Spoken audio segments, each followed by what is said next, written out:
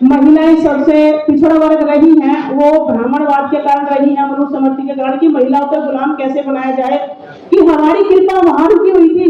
लेकिन हमारे जो महापुरुष हैं जिन्होंने हमारी कृपा बरकरार रखी, जैसे कि शिक्षा के लिए माता सावित्रीबाई भारत की पहली शिक्षिका है, और आप सब जानते हैं कि जैसे जैसे उन्होंने क्या कि मतलब मैं कम शब्दों में कहूंगी, टाइम के अभाव है, कि उन्होंने किस मतलब उस अवस्था में, जिस अवस्था में कि महिलाओं को निकलना भी बाहर बहुत बुरा माना जाता था, उन्होंने कि कितनी हालत एक भ्रमित समाज से बाहर निकल के महिलाओं को शिक्षा का और शिक्षा की ज्योति जलाई, और उनका साथ दिया राष्ट्रपिता ज्योतिबा फुले ने।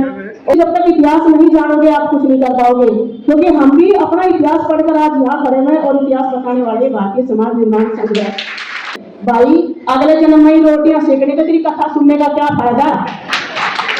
तो ये समझदारी की बात है कि कुछ महिलाएं सुनती हैं।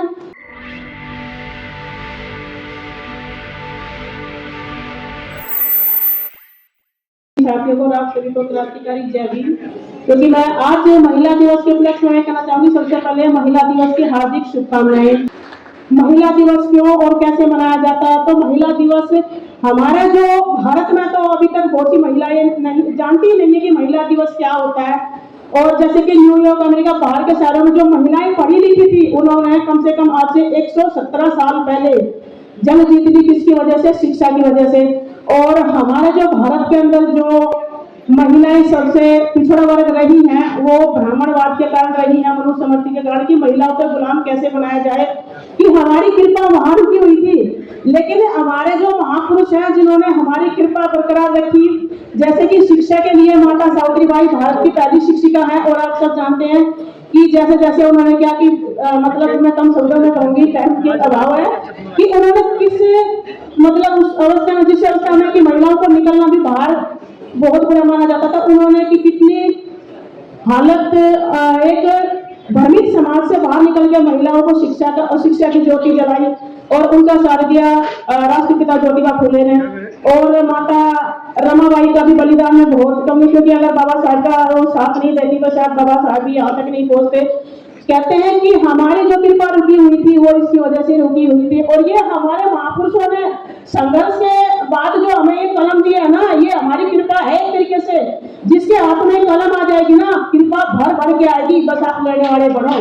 क्योंकि ये हकीकत बात है कि जब तक महिलाओं के पास कलम, कहते हैं ना कि तलवार एक को घाव देती है, ये कलम लाखों करोड़ों को एक बार घाव दे सकता है, बस चलाना आना चाहिए। और हमारे महापुरुषों की जो ताकत है ना, इसकी लड़ाई लड़ी है। क्योंकि महिलाओं को जब तक शिक्षा नहीं थी ना, तो कृपा सारी वहीं रुकी हुई थी। तो जितनी भी कहते हैं ना कि अंधविश्वास और पाखंडवाद में महिला आज भी है। तो असली हमारा जो उद्देश्य है वो ये जानना है कि हमारे जो राष्ट्रीय महिला दिवस क्यों और कैसे मनाया जाता है। वैसे तो देखो, महिलाओं के लिए सारा दिन एक जैसा है, उनके लिए कोई आजादी का दिन नहीं है, चाहे तो नहीं है और चाहे तो हर दिन आजादी का दिन है महिलाओं के। लेकिन ये हमारी जो कृपा यहाँ है ना, जिस महिलाओं के पास ये आ गई, उनकी कृपा उनके परिवार में उनके आने वाले कहते हैं ना 7 पीढ़ियां इसकी बदौलत चलती है। और इस यही एक जो कहते हैं ना कृपा का साधन यही, इसीलिए ब्राह्मणवाद नहीं चाहता था कि हमें शिक्षा मिले। वो कहते थे कि महिला एक तो वैसे इतनी लंबी जबान होती है, अगर इन्हें शिक्षा मिल गई तो इतनी लंबी हो जाएगी, ये कहाँ होने वाली है। तो अगर हमारा समाज जागृत हो जाए ना इस कलम के जोर पर, मैं कहती हूँ कोई माई का लाल रोकने वाला नहीं है। और मैं चाहती हूँ कि हमारा महिला वर्ग भलाई पढ़ा लिखा ना हो, लेकिन हमारे घर में बच्चे तो पढ़े लिखे हुए हैं। कहते हैं हिंदू बोर्ड बिल का आपने बहुत बार सुना होगा। हमारा संगठन जो है ना, पहला ऐसा भारतीय समाज निर्माण संगठन है जो कि महिलाओं को आज मंच पर सम्मानित है। वो हम ही जानते थे कि कौन माता सावित्रीबाई है, कौन बाबा साहब अम्बेडकर है, कौन ज्योतिबा फुले है, कौन साहू जी महाराज है जिन्होंने सबसे पहले 50% आरक्षण जो हमें लागू किया था। उसके बाद कहते हैं कि बाबा साहब, और आप सब सोशल मीडिया देखते होंगे कि सोशल मीडिया का मतलब ये है कि हमें क्या कह के बुलाया जाता है, नीले कबूतर। क्यों? क्योंकि ये हकीकत बात है। क्योंकि जैसे जैसे लोग शिक्षित हो रही है और जानकारी हो रही है, आमने सामने फिरते हैं, क्योंकि उनके पास कोई और दूसरा चारा नहीं है, सीधे कहते हैं कि नीले कबूतर। हम बाबा साहब के बाज हैं, कबूतर नहीं है। हम वो बाज हैं जो आसमान में उड़ते उड़ते भी पकड़ के चीर देंगे, लेकिन जानकारी होनी चाहिए। मैं महिलाओं को ये दोष नहीं दूंगी कि उनको वो इसे पाखंडवाद और अंधविश्वास के चक्कर में, क्योंकि उन तक जानकारी नहीं पहुंचती। क्योंकि जानकारी पहुंचने से पहले इन महिलाओं के जो दिमाग पे जो ब्राह्मणवादी संस्कृति घुसी हुई है ना, बस उसको निकालने की देर है। कहते हैं कि ये वो अंधी दौड़ है कि बस उनको रास्ता दिखाना चाहिए कि हमें क्यों और कैसे किस लिए लड़ना है। हमारे जैसे छोटे छोटे आप देखो कि बस्तियों में सबसे पहले ठेके खुलते हैं, क्यों? इसलिए ठेके खुलते हैं कि हमारे घर के जो पुरुष वर्ग है ना वो शराब में लिप्त रहे, क्योंकि अगर वो शराब में लिप्त रहेंगे उसके साथ साथ जो हमारी नस्ल है आने वाले जो हमारे बच्चे हैं वो भी आप देख रहे होंगे कि हर घर में कोई ना कोई बच्चा नशेड़ी मिलेगा। क्यों मिलेगा? महिलाएं या तो पति को देखेंगी, बच्चे को, या उनका पेट भरेंगी। तो महिलाओं को भी समय नहीं है। तो मैं कहती हूँ कि हर महिला को इस संगठन से जुड़ना चाहिए। और जानकारी आपको भारतीय समाज निर्माण संघ संगठन के अलावा कहीं भी नहीं मिलेगी। कितनी गहराई से जानकारी देते हैं और जिस हिसाब से हम महिलाएं आज सम्मानित है इस मंच पर है, वो मैं कहती हूँ कि हमारे जितने भी महापुरुष रहे हैं, हम वीर सिंह सर को जानते हैं, जिनकी वजह से हम ये संस्कृति जान पाए हैं। और इस पाखंडवाद और अंधविश्वास से जो बाहर आए हैं ना, वो इस संगठन की देश है, हमारे जो मेंटर है उनकी बदौलत है। हकीकत बात है कि हमारे महापुरुष भी, हमारे जो माँ बाप है वो भी इस चीज को नहीं जानते थे, लेकिन हम गर्व करते हैं कि हम अपने महापुरुषों की विचारधारा चला रहे हैं, इस संगठन की देन है। वरना हम आज भी मतलब इसी पाखंडवाद और अंधविश्वास में जीते।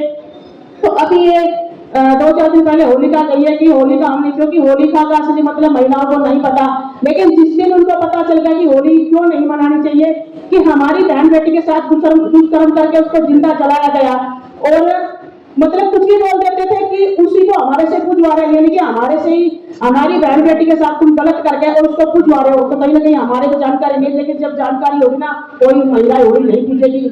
और जैसे भी सोशल मीडिया पर मैं बहुत चीजें देखती हूँ कि महिलाओं के साथ इतना अभद्र व्यवहार होता है कि मंच में इतने होते हैं कि कपड़े तक उतार देते हैं और महिला बोलती नहीं है।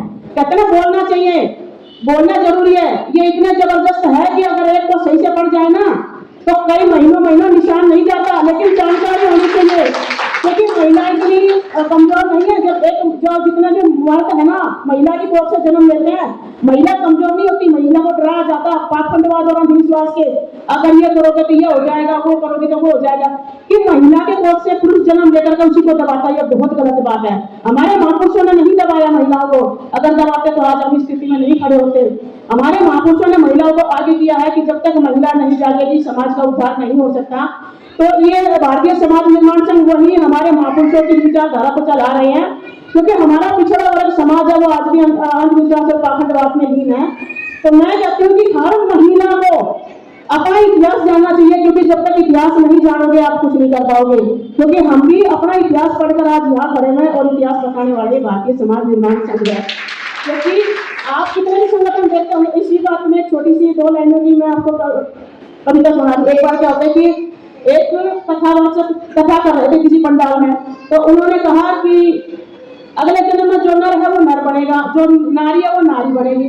तो एक संतोष आंटी जैसी समझदार महिला वहां बैठी थी, तो वो उठ गया, बच्चे को लेती उठकर चलने लगी। तो जो कथावाचक है वो बोले, अम्मा क्यों जा रही हो? तो बोले, भाई अगले जन्म में ही रोटियां सेकने, तो तेरी कथा सुनने का क्या फायदा। तो ये समझदारी की बात है कि कुछ महिलाएं सुनती हैं और हमारे महापुरुष कहते हैं कि गुलाम को गुलामी का एहसास कराया जाए, वो जागृत हो जाएगा। तो ये हमारे समाज की देन है। हमारे जो मेंटर्स बैठे उन्होंने हमें जागृत किया, किताबें नहीं पढ़ने को। जब आज हम यहाँ हैं, आज हमारे इतिहास को पढ़ के यहाँ है, तो हमारा काम है महिलाओं को जागृत करना। तो आप जितनी भी महिलाएं बैठी हैं आप सब बुला सकते हैं, ऐसा नहीं कि हम नहीं आएंगे, आप बुलाओ, आप महिलाएं इकट्ठी, तो हम समझाने के तैयार हैं। हमारे जो मेंटर्स है वो ये कहते हैं कि भाई आप महिला जागो तो आओ तो सही। अपने इतिहास की जानकारी पहले आप जानते थे, सती प्रथा नहीं जानते, सदन टैक्स क्या होता है वो नहीं जानते, हमने पढ़ा है, पढ़ने के बाद आज हम यहाँ धार रहे हैं। किसकी बदौलत? कलम की बदौलत। कहते हैं शिक्षा वो शर्मी का दूध जो पिएगा वो धारेगा, तो आज हम धार रहे हैं। और जैसे ब्राह्मण कहते हैं ना कि जब माता सावित्री बाई ने सन 1848 में सगुन बोला था ना, कुल 9 कन्याएं थी, जिसमें 5 कन्याएं ब्राह्मण थी। ब्राह्मणों को भी, महिलाओं को तो किसी वर्ग, चाहे वो ब्राह्मण हो, ठाकुर हो, कोई भी हो, किसी को पढ़ने का अधिकार नहीं था। ये हमारे महापुरुषों की देन है कि जो आज मतलब हर नारी, चाहे ब्राह्मण हो, क्षत्रिय, वैश्य, सभी महिलाएं पढ़ी हुई है। हमारी माता सावित्री बाई की देन है, वरना कोई देवी देवता पढ़ाने नहीं आया, ना आया है और ना ही आएगा। हमारे को तो भ्रमित करके इसे डराते का, अगर इसको जानकारी होगी तो ये अपने परिवार को साथ ले जाएगी, इसकी आने वाली 7 पुश्तें कायम हो जाएंगी। तो 7 पुश्तें अगर मेरी जागृत हो जाएगी तो मैं क्या करने के लिए वहां भोग खाने जाऊंगी। तो इसलिए महिलाओं को बहुत ज्यादा डरा के रखा। मैं कहती हूँ डरो मत, आप जब मर्द पैदा कर सकते हो ना, उसका नाम रख सकते हो, उसका सारा कुछ कर सकते हो, किसी को इतनी हिम्मत नहीं है क्या पुरुष कोई बच्चे पैदा कर सकता? नहीं कर सकता भाई। जब हम 9 महीने बच्चे को अगर क्या परिपूर्ण उसको जन्म दे सकते हैं और फिर वही हम पे शासन करे, ये गलत बात है। और ये हमारे महापुरुषों ने सिखाया कि महिलाओं को बराबरी का हक देना चाहिए। आपका परिवार 7 पुश्तों को कोई उंगली उठाने वाला नहीं है, कोई सामने खड़ा तो बोल नहीं पाएगा कि इनकी महिला कट्टर है। जहां महिला कभी कुछ नहीं है वहीं लोग आकर बोल सकते हैं, जहां महिला ज्यादा है किसी की हिम्मत नहीं है आपके दरवाजे आकर खड़ा होकर बोल जाए। महिला जीत निकाल कर गर्दन में लपेटना जानती हो, जानकारी होनी चाहिए। और इसी के साथ मैं अपनी वाणी को विराम लेती हूँ। जय भीम, जय निर्मला, जय संविधान।